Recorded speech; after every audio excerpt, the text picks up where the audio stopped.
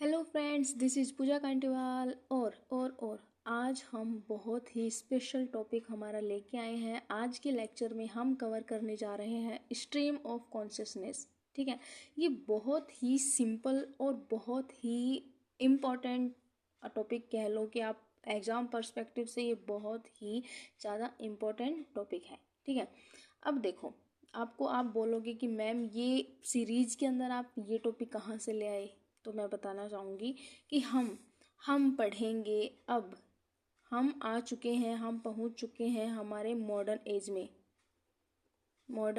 में। ठीक है, और भाई जब हम लोग मॉडर्न एज में आएंगे तो सारी चीज़ें मॉडर्न होगी ना। तो देखो, ये जस्ट अ पार्ट। तो देखो, ये जो स्ट्रीम ऑफ कॉन्शियसनेस है, ठीक है, ये हमारा आता है मॉडर्न एज के अंदर। ये एक लिटरेरी टेक्निक है जिसको जो राइटर्स है ना अब यूज करेंगे अपने वर्क के अंदर। ठीक है, उनके जो वर्क होंगे, जो राइटर्स हैं, कौन यूज करेगा? राइटर्स हैं अब अपने वर्क्स के अंदर यूज करेंगे इस टेक्निक को। और वर्क के अंदर जो भी कैरेक्टर्स होंगे वो उन कैरेक्टर्स के थ्रू इस टेक्निक्स को बहुत ही अच्छे से रिप्रेजेंट किया जाएगा। ओके, हाँ जी। तो इसीलिए मैं मॉडर्न एज पढ़ाने से पहले ये टॉपिक आपको पढ़ा रही हूँ, ताकि मॉडर्न एज जब हम पढ़ेंगे ना तो उसके अंदर भी इसके बारे में बहुत जिक्र होगा। ठीक है, तो ये बहुत इम्पोर्टेंट है, ये आपसे स्किप नहीं हो जाए, इसीलिए इसका मैंने स्पेशल से लेक्चर रखा है। ओके, क्योंकि ये बहुत सारे एग्ज़ाम में पूछा जाता है और ऑब्वियसली हमें पता भी होना चाहिए। अब देखते हैं। तो हाँ, हम पढ़ रहे थे इससे पहले क्या, विक्टोरियन एज। और विक्टोरियन एज के अंदर हमने कवर करा है दो लेक्चर।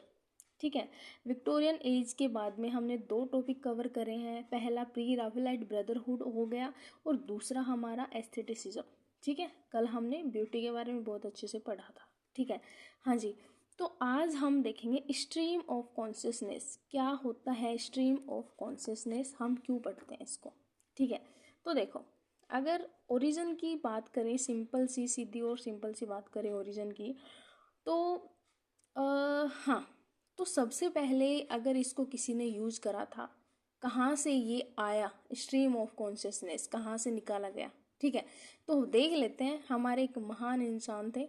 कौन इंसान? विलियम जेम्स नाम था उनका। जो राइटर्स हैं, विलियम जेम्स। ठीक है, ये जो भाई साहब हैं, ये एक वर्क लिखते हैं, ये अपना एक वर्क लिखते हैं या फिर एक बुक लिखते हैं, और उस बुक का नाम है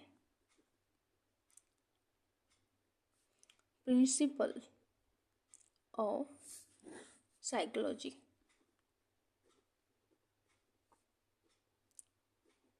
ठीक है, प्रिंसिपल ऑफ साइकोलॉजी, ये उस बुक का नाम है। और इस बुक के अंदर वो बहुत ही अच्छे से इस टेक्निक को मेंशन करते हैं। ठीक है, यहीं से स्ट्रीम ऑफ कॉन्शियसनेस का जो ओरिजिन है वो इसी बुक से होता है। यहीं पे उन्होंने ये टेक्निक यूज़ करी थी, और ये वर्क पढ़ के दो जो अदर राइटर्स थे ना, उन्होंने ये टेक्निक बोरो करी और वो खुद अब अप्लाई करने लग गए अपने वर्क्स के अंदर। ठीक है, इतना समझ आया। अब देखते हैं कब ये टाइम कब था। ये 1890 का टाइम था। इस टाइम पर जो विलियम जेम्स थे, उन्होंने ये बुक लिखी थी, और उस बुक के अंदर ये स्ट्रीम ऑफ कॉन्शियसनेस का जिक्र किया गया था। ठीक है, पहली बार इस वर्क के अंदर वो मेंशन करी गई थी। ठीक है, इतना समझ आया। अब देख लेते हैं क्या होता है स्ट्रीम ऑफ कॉन्शियसनेस। ठीक है, आप खुद सोच के देखो, ये आप हो। ठीक है, ये आप हो और ये आपके पैर हैं, ये आपके हाथ हैं। ठीक है, इधर ऐसे ऐसे कर देती हूँ, बुरा मत मानना, 4 ही उंगलियाँ आपकी, कोई बात नहीं। हाँ जी, तो देखो, ये कान हो गए, इतना काफ़ी है। हाँ जी, तो राइटर्स क्या दिखाते हैं कि उनका कोई भी वर्क है ना, उसके अंदर जो कैरेक्टर होते हैं, ठीक है, तो कैरेक्टर चाहे कोई सा भी उठाए, लेकिन जिस कैरेक्टर की बात हो रही है ना, वो कैरेक्टर क्या करेगा, अपने ही माइंड में, अपने ही खुद के ख्यालों में खोया रहता है। ठीक है, अब खुद के ख्यालों में कैसे, क्योंकि उसका एक कॉन्वर्सेशन, उसके जो डायलॉग होते हैं ना, वो उसी के साथ, लाइक मैं आपको समझाती हूँ, रुको, कि वो सारी चीज़ें अपने दिमाग में, पास्ट और प्रेजेंट दोनों को, पास्ट प्लस प्रेजेंट, पास्ट और प्रेजेंट को वो एक साथ जी रहा होता है। ठीक है, एक साथ जी रहा होता है। कैसे, अपने दिमाग के अंदर उसका जो थॉट प्रोसेस है, थॉट प्रोसेस है वो कॉन्टिन्यूस फ्लो करता है। ठीक है, उसका जो थॉट प्रोसेस है वो कॉन्टिन्यूस फ्लो करता है। ओके, जब वो कॉन्टिन्यूस फ्लो करता है ना, तो उसी में वो कन्वेंशनल डायलॉग जो है उसके, वो भी चलते रहते हैं। उसी के साथ क्या होता है, कन्वेंशनल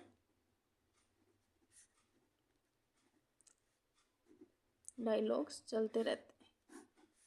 ठीक है, इतना समझ आया? हाँ जी। तो देखते हैं क्या है। अगर हम फिर से इस डेफिनेशन को अच्छे से समझें तो सीधा और सिंपल सा बात है कि स्ट्रीम ऑफ कॉन्शियसनेस क्या है। ठीक है, तो stream of consciousness is a literary style, is a literary style है जिसको जो राइटर्स हैं वो क्या करते हैं, अपने वर्क्स में राइटर्स जो है अपने वर्क्स के अंदर जो कैरेक्टर है ना, उनके थ्रू डिपिक्ट करते हैं। ठीक है, और डिपिक्ट करते हैं उनके कॉन्टिन्यूस फ्लो को, कि वो अपना थॉट प्रोसेस है ना उसको जारी रखते हैं, कि वो खुद ही उस चीज़ को अपने अंदर ही, वो उनकी डायलॉग वाली चल रही है। ठीक है, जैसे कि हम लोग भी करते हैं ना हमारे मन के अंदर, कि एक बार किसी और के बारे में सोच लिया कि मेरी फ्रेंड तो ऐसे ऐसे ऐसे, फिर सोचा यार वो वाली फ्रेंड बहुत अच्छी है, वो वाला भी अच्छे है, वो वाली भी अच्छी है। हाँ, जैसे कि हम स्कूल टाइम पे होते हैं, कॉलेज टाइम पे होते हैं, कि हाँ यार वो वाले टीचर अच्छे हैं, वो थोड़ा अच्छा पढ़ाते हैं। ठीक है, तो ये तो हमारा कॉन्टिन्यूस जो ओवरफ्लो चल, देखो आप कभी भी इस चीज़ को फील करना, कभी भी रियलाइज़ करना कि हम कभी भी हमारे माइंड में फ्री नहीं होते। ठीक है, हमारे दिमाग में ये जो हमारा माइंड है ना, इसके अंदर एक जाल सा जो हम सोचते रहते हैं ना कॉन्टिन्यूसली, बिना रुके। ठीक है, ये जो हमारे माइंड के तार है ना, ये चलते रहते हैं। तो इसी को स्ट्रीम ऑफ कॉन्शियसनेस कहते हैं, जब हमारा माइंड पास्ट और प्रेजेंट दोनों को साथ लेकर चलता है और अपने ही दिमाग में अपने ही डायलॉग बाजी चलती रहती है उनकी। ठीक है, तो ये हो गया हमारा स्ट्रीम ऑफ कॉन्शियसनेस। ठीक है, अब देख लेते हैं कि ये जो स्ट्रीम ऑफ कॉन्शियसनेस है, ये कौन कौन से वो राइटर्स हैं जिन्होंने अपने वर्क के अंदर यूज करे हैं। ठीक है, अपने वर्क के अंदर यूज करे हैं। तो राइटर्स देख लेते हैं पहले कौन कौन से हैं राइटर्स। ठीक है, सबसे पहला मैंने आपको विलियम जेम्स बताया। अब देखते हैं जेम्स जॉयस। ठीक है, पहले हमारे हो गए जेम्स जॉय जो भाई साहब हैं, वो लिखते हैं वर्क कौन सा, और उसी के अंदर दिखाते हैं वो स्ट्रीम ऑफ कॉन्शियसनेस की टेक्निक को यूज करके। उस वर्क का नाम है यूलिसिस। ठीक है, ये जो यूलिसिस है ये इनका वर्क है। अब आपका काम क्या है, जो मैं आपको वर्क बता रही हूँ ना, ये वाले वर्क आप जाके सर्च करो और इनको पढ़ो कि क्या क्या होता है स्ट्रीम ऑफ कॉन्शियसनेस। जब आप वर्क पढ़ोगे तो उसके अंदर साफ साफ दिखेगा कि कौन सा राइटर अपने माइंड में ही बातचीत कर रहा है। ठीक है, हाँ, अब दूसरे राइटर की अगर हम बात करें तो वो है हमारी जो वीमेन राइटर हैं, बहुत ही फेमस, इम्पोर्टेंट, वर्जीनिया वुल्फ। ठीक है, वर्जीनिया वुल्फ जो है वो लिखती हैं वर्क क्या, टू द लाइट हाउस। ये उनका वर्क होता है जो कि बहुत इम्पोर्टेंट है। ये अगर हम मास्टर्स वगैरह में पढ़ते हैं ना, तो वहाँ पर भी ये वर्क बहुत पूछा जाता है। ठीक है, तो मास्टर्स वगैरह में भी ये वर्क आते हैं, और ये वैसे भी अगर हम कंपटीशन एग्जाम की तैयारी करते हैं तो वहाँ पर भी बहुत पूछा जाता है, क्योंकि इसके अंदर ये वर्क स्पेशली डिपिक्ट करता है किसको, स्ट्रीम ऑफ कॉन्शियसनेस को। इसके अंदर जो कैरेक्टर होते हैं, मेन कैरेक्टर, वो उनका अपना ही चलता रहता है। ठीक है, वो ऐसे नहीं बोलते कि कोई अपनी धुन में सवार हो के चल पड़ता है। ठीक है, तो वही बात है और कुछ नहीं है। हाँ जी, अब देख लेते हैं और कौन से हैं। तो इनका एक तो ये हो गया, और एक वर्क और है, एक वर्क है मिसेज डेलोवे।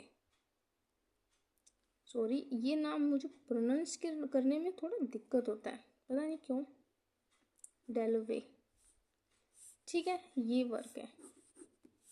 और इसके बाद अगर हमने जेम्स जॉयस के बारे में यूलिसिस देखा, और इनका एक अनदर वर्क और है जो कि इस चीज़ को डिपिक्ट करता है, और वो वर्क मैं पर्सनली बोल रही हूँ कि आप एक बार जाके आपको यूट्यूब पर सर्च करना है उस वर्क को लेकर। वो वर्क, उसकी स्टोरी देखनी है, समरी देखनी है, बताऊंगी आपके अंदर, वो बहुत इम्पोर्टेंट वर्क है। ठीक है, देखो लिटरेचर का पता है क्या है, लिटरेचर की सबसे स्पेशल बात पता है क्या है, आप कहीं से भी नॉलेज ले लो, आप कहीं से भी नॉलेज ले लो, लिटरेचर में कहीं ना कहीं पे काम आ ही जाता है। ठीक है, आप चाहे कुछ भी पढ़ लो, अगर आप सारी चीज़ों का भी नॉलेज ले रहे हो ना, वो नॉलेज भी लिटरेचर में अप्लाई हो ही जाता है। ठीक है, तो ये एक मैंने अलग से बात बताई है जो कि आपको ध्यान रखनी है। बाकी इसका एक वर्क है, a portrait of the artist as a young man. ठीक है, ये यहाँ पर आएगा नहीं, मैं यहाँ पर मेंशन कर देती हूँ, a portrait of the artist as a young man. ये वर्क है। इस वर्क के अंदर वो बहुत ही, देखो मैं बता देती हूँ क्या इस वर्क के अंदर थोड़ा सा। देखो, एक लड़का होता है, ठीक है, वो बहुत ही सुंदर लड़का होता है, और वो अपने खुद की पेंटिंग बनवाता है, किससे, एक अच्छे से पेंटर से। ठीक है, तो जब वो अपनी पेंटिंग को बनवाता है तो उसकी पेंटिंग इतनी सुंदर बनती है, और वो अपनी पेंटिंग से खुद ही फैन हो जाता है।